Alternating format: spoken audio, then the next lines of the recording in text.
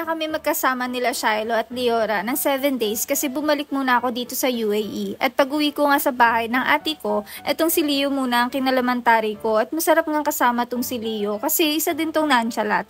At habang wala nga ako, pinaalaga ko muna sila kay Ate Vero na talaga naman naalagaan din. Kaya habang may time pa ako, naghanap muna kami ng pasalubong sa mga Junaki. Syempre, hanap ng stop toys na walang botones at mga ribbon ni Leora.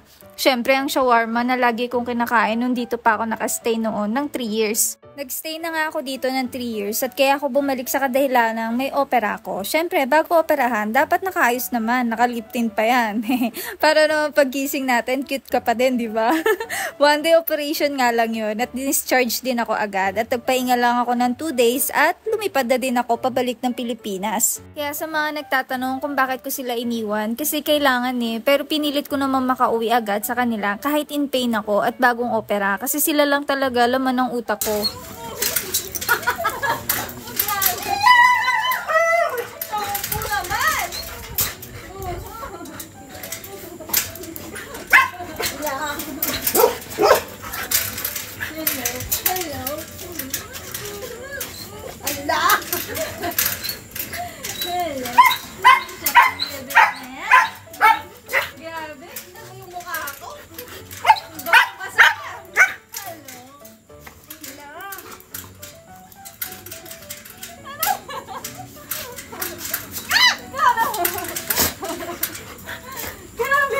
Mama, ba't ka daw galing sa ibang bansa?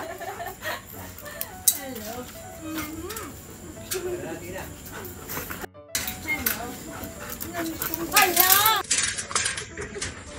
Hindi nga ako pumasok agad at hinintay ko muna maubos yung excitement nila kasi tatamaan nila yung opera ko. At syempre, ano bang binili ni Shiloh bago ako umalis? Pasalubong.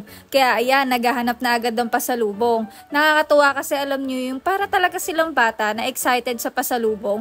Yung sila talaga yung maghahalungkat, mag-iisa-isa, excited magbukas ng maleta. Minsan nga naiisip ko tong mga anak ko na to, hindi na aso, mga bata na ata talaga, na nagkatawang aso lang. Nakakatuwa sila kasi para sila nag-aagawan. No, ito, akin to, akin to. Nakakatuwa din si Leora kasi siya yung pinakatuwang-tuwa. Nilalapit pa niya yung mukha niya sa mukha ko para kumis at mag-thank you sa pasalubong. Tinry ko nga kay Leora yung clip na ribbon at sobrang cute niya talaga. At syempre, nagkanya-kanya itong dalawa na to. Binuksan na nga ni Leora yung tennis ball na uwi ko sa kanila at nagustuhan naman ni Shiloh.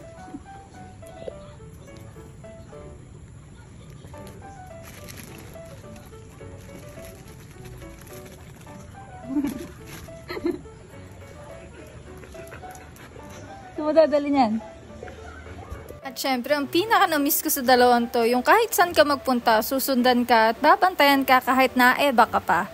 Maaga nga kami na mahinga at si Leora naglalaro pa, samantalang si Shiloh tumatabi sa akin at di naman halata na miss ako ni Shiloh.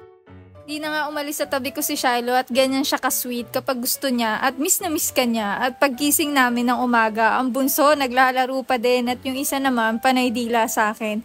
Diba? Napaka-unconditional talaga ng pagmamahal nila kahit hindi sila nakakapagsalita. Sobrang nararamdaman mo talaga yung pagmamahal nila sa'yo.